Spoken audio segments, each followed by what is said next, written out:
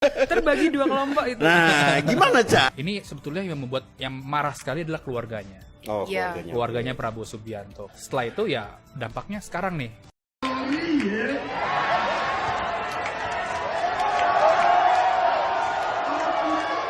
Gue dapat informasi, Ya. Budiari ini sebenarnya juga diminta untuk menghilangkan jejak-jejak digital Ya. dari akun Fufafa ini. Ya. Salah satunya dengan menghapus cloud-nya Kaskus ya. Perkembangan buku Bapak. Oh, Bapak dong, Pak. katanya kemarin bukan Gibran, katanya bakal segera diungkap. Sekarang bilang nggak tahu. Emang yang musuh buzzer itu sebenarnya bukan anak Abah, tapi junjungannya sendiri itu bikin repot. Sempatlah ditanyain kepada yang punya akun, bener Iya. nggak sini akun lu? Gitu. Betul. Tapi si yang punya membantah. Ditanya lagi tuh ke adiknya. Adiknya mengakui itu punya si kakak, abangnya. Tapi jarak waktunya agak lama. Assalamualaikum warahmatullahi wabarakatuh. Kembali lagi di channel Prayoga Muhammad. Gimana kabar kalian semua? Semoga baik-baik saja ya, dan dilancarkan segala rizkinya. Akhirnya Gibran Rakabuming Raka muncul lagi setelah beberapa hari dicari-cari oleh netizen. Sejak menghilangnya Gibran, tentu netizen bingung ya pada nyariin kemana nih. Sampai ada yang mengatakan juga Gibran berada di Jepang.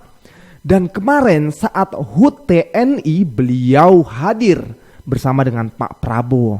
Tapi yang menjadi gagal fokus di sini banyak juga netizen yang mengatakan ya, penampilan Gibran, wajah Gibran, ada yang mengatakan Gibran baru bangun tidur, masih ngantuk, matanya aneh dan lain sebagainya. Begitu juga ada yang mengatakan kenapa Gibran tidak berjalan bersama dengan Pak Prabowo alias bersandingan dengan Pak Prabowo. Ya mungkin karena situasi dan kondisi ya, kita melihat di sana ada Pak Jokowi, Pak Ma'ruf Amin dan juga Pak Prabowo jejer 3 guys. Kalau ditambah Gibran sepertinya jalannya terlalu sempit ya. Makanya Gibran berada di belakangnya. Tapi ya itu tadi, netizen tetap memantau dan melihat secara jeli ya bagaimana mata Gibran. Tapi memang ini menjadi fokusnya netizen ya, karena selama ini ya adalah isu-isu soal Gibran di PIK kemarin itu. Oke teman-teman semua, nanti kita lihat ya komentar dari netizen dan juga komentar di akun X. Nah yang lebih serunya lagi, pas momen itu juga Tempo tentunya di podcast Bocor Alus ya membongkar bukti terbaru soal Fufafa. Waduh ini sih luar biasa sekali ya, dengan nomor handphonenya yang dimana Tempo waktu itu pernah menghubungi Gibran dengan nomor handphone yang sama juga. Belum lagi soal Pak Prabowo dan keluarga, belum masih bisa menerima dan lain sebagainya. Oke teman-teman semua, langsung saja kita lihat videonya.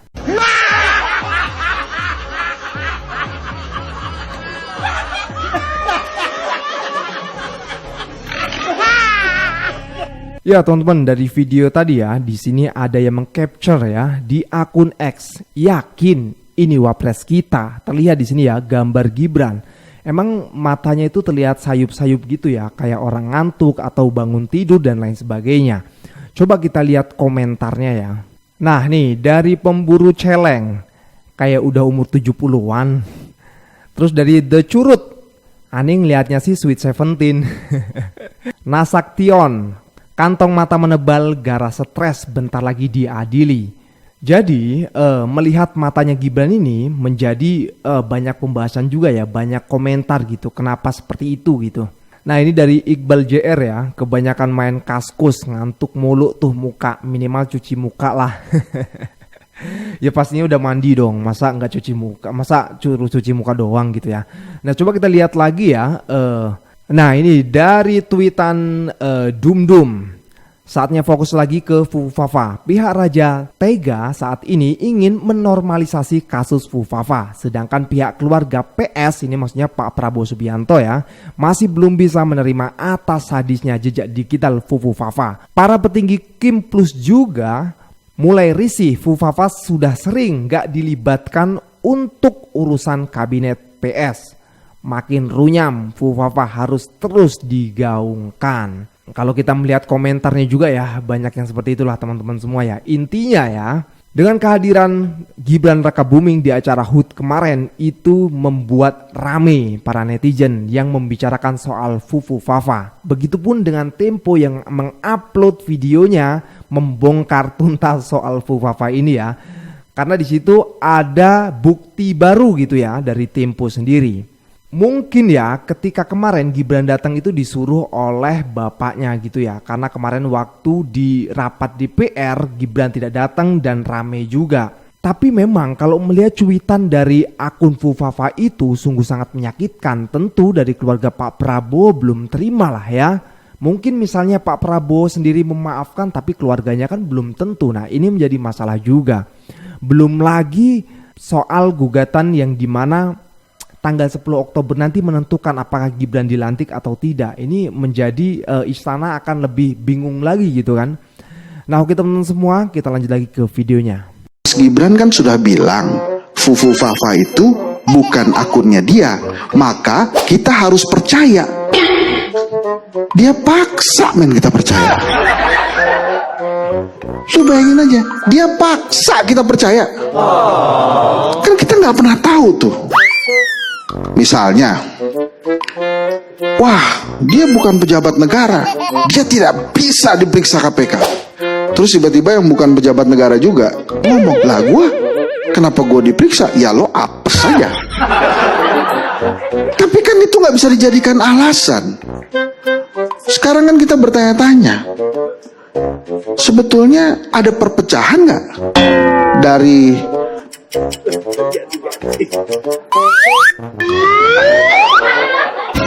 antara Pak Prabowo sama Pak Jokowi gitu?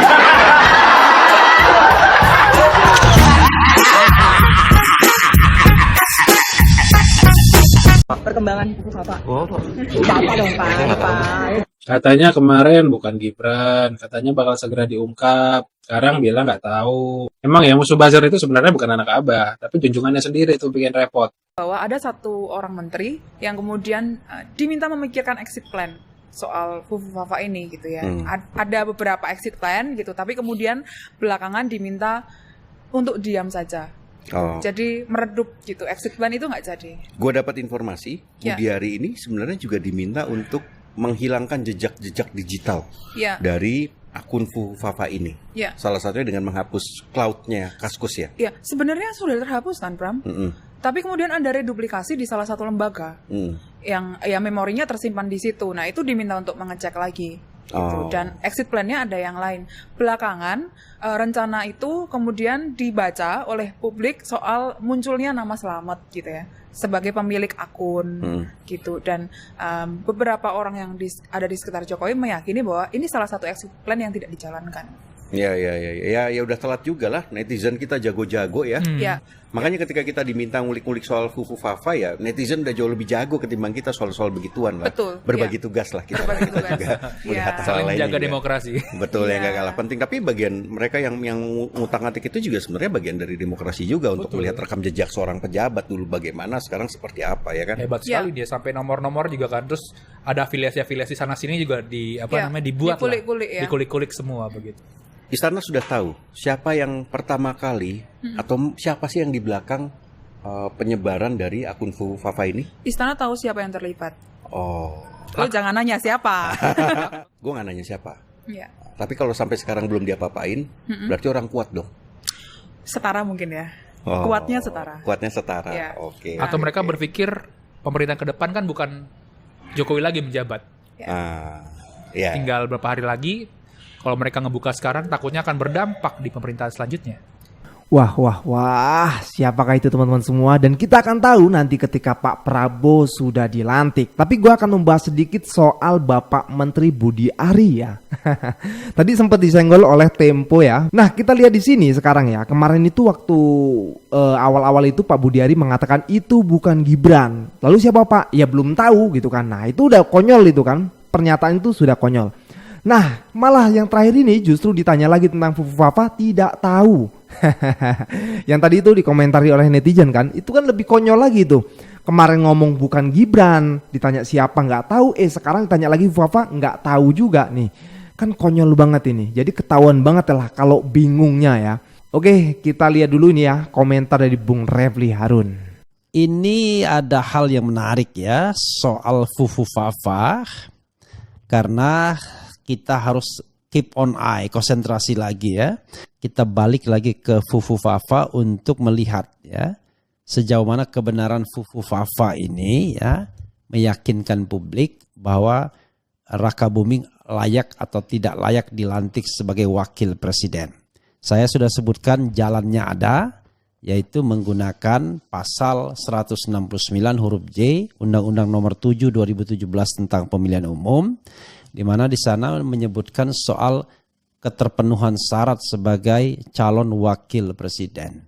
Dan jangan lupa presidential election atau proses berpilpres itu belum selesai karena belum diakhiri dengan pelantikan presiden dan wakil presiden terpilih. Sehingga kalau ada presiden dan wakil presiden terpilih tidak lagi memenuhi syarat, walaupun sudah diumumkan sebagai pemenang oleh KPU pada tanggal 24 April 2024 yang lalu, bisa saja dia tidak dilantik. Nah, hanya persoalannya siapa yang memutuskan tidak dilantik karena tidak terpenuhi lagi syarat tersebut. Ya harusnya KPU. Tetapi kenapa KPU? Karena KPU juga kan mencoret-coret anggota dewan terpilih. Karena tidak lagi memenuhi syarat, antara lain misalnya sudah dipecat dari partai politik.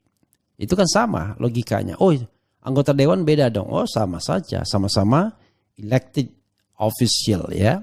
Tetapi kalau anggota KPU tidak berani mencoret fufu-fafa, ya harus institusi yang lebih kredibel dan lebih tinggi mencoretnya, yaitu Majelis Permusyawaratan Rakyat yang memiliki kewenangan menurut konstitusi untuk melantik presiden dan wakil presiden. Karena fufu-fafa tidak lagi memenuhi syarat akibat melakukan perbuatan tercela pada tahun 2014, 2019 dan saat ini karena tidak mengakui akun itu milik dia sehingga bisa dianggap melakukan kebohongan publik ya. Tidak ada statement dari yang bersangkutan, maka bisa dikategorikan sebagai perbuatan tercela juga. Itu konstruksi hukum tata negaranya ya. Apakah kemudian hukum tata negara ini workable atau tidak, ya it is not my business. Tapi urusan saya adalah bagaimana menjelaskan governance kalau seandainya gara-gara fufu-fafa ini Gibran Raka Buming Raka tidak dilantik atau dituntut agar tidak dilantik lagi karena tidak lagi memenuhi syarat sebagai seorang wakil presiden terpilih atau calon wakil presiden ya. Benar nggak itu akun milik Gibran gitu dan segala macam ya, sampai transfer segala gitu, kontak nomor teleponnya juga gitu ya. Itu netizen keren banget tuh. Tapi fakta yang menarik, nomor telepon itu nomor telepon yang digunakan Gibran yang kita dulu sering kontakan juga dengan Gibran. Okay. Nomor yang dikirim GoPay-nya netizen dibales dulu awal-awal. Sebelum masih jadi wali kota ya. Masih jadi wali kota. Nah, sebelumnya juga udah kita juga udah komunikasi. Gue ingat banget sebelum dia jadi wali kota pun juga udah kontakan sama dia dulu ya. Setelah muncul kehebohan fufu-fafa ini, di internalnya Prabowo itu bergejolak juga tuh. Mereka banyak yang marah. Betul Pram. Gimana Pram? Terbagi dua kelompok itu. Nah, gimana Cak? Dua kelompok ini adalah kelompok yang mengampuni masa lalu dan kelompok yang mempermasalahkan masa lalu. Oke, ini kan Fufu-Fafa ini kan akun di Kaskus ya yang menyerang Prabowo ya. Dan itu akun ada di 2016 sampai 2019 ya. Setelah itu nggak aktif lagi. Iya, memang ada sebagian kelompok yang mencurigai dan sampai mencari tahu keaslian akun ini, gitu. Dan yang gue dengar dari orang-orang yang ada di sekitar Prabowo juga Jokowi ini sampai mengundang BSSN untuk mempertanyakan keaslian akun ini, gitu. Dan seseorang yang berbicara kepada Jokowi atau ngobrol dengan Jokowi itu memang akun ini kemudian membuat istana itu mikir lama gitu, berpikir panjang, pusing tujuh keliling. Ya iyalah, kita udah dibikin pusing, gantian dia yang pusing. terus gimana? Ya gantian lo lah Pram. Kan lo juga punya info. Gini, aku tambahin. Jadi sempatlah ditanyain kepada yang punya akun, benar nggak sih nih akun lu? Gitu. Betul. Tapi si yang punya membantah. Ini yang nanya siapa? Adalah lewat salah satu ajudannya yang Ono begitu kan. Setelah ditanya bantah begitu ya. Tapi ditanya lagi tuh ke adiknya. Adiknya mengakui itu punya si kakak, abangnya, tapi jarak waktunya agak lama. Nah karena ada bantahan ini membuat semua runyam di sini nih kan. Tidak secepatnya memitigasi. Tidak secepatnya memitigasi karena bukan akun itu makanya nggak manggil BSSN dan segala macam gitu. Nah Di samping itu, setelah mengakui, nah di pihaknya Hambalang ini Prabowo begitu kan. Ini sebetulnya yang membuat yang marah sekali adalah keluarganya. Keluarganya Prabowo Subianto. Kenapa ya? Karena kan menyinggung banyak hal di situ yang bisa dicek sudah dibongkar kan sama netizen begitu. Nah, dan banyak yang nggak proper juga ya. Di situ ya, orientasi seksual segala dipersoalkan gitu. Iya, nggak substansial, nggak pantas gitu. Nah, setelah itu ya dampaknya sekarang nih hubungannya semakin berjarak begitu ya, seperti gelas ini dengan gelas itu. Jauh. Hubungannya apa? Ada retak juga, Ada celah. Ya oke. Jadi sekarang hubungannya tidak terlalu baik ya. Betul. Gibran itu kalau kita ngobrol sama beberapa petinggi di Kim maupun yang di istana juga, sekarang sudah jarang dilibatkan untuk membicarakan pemerintahan Prabowo dan Gibran ke depannya. Termasuk soal nomenklatur kabinet maupun orang-orang yang mengisi di kabinetnya Prabowo nanti.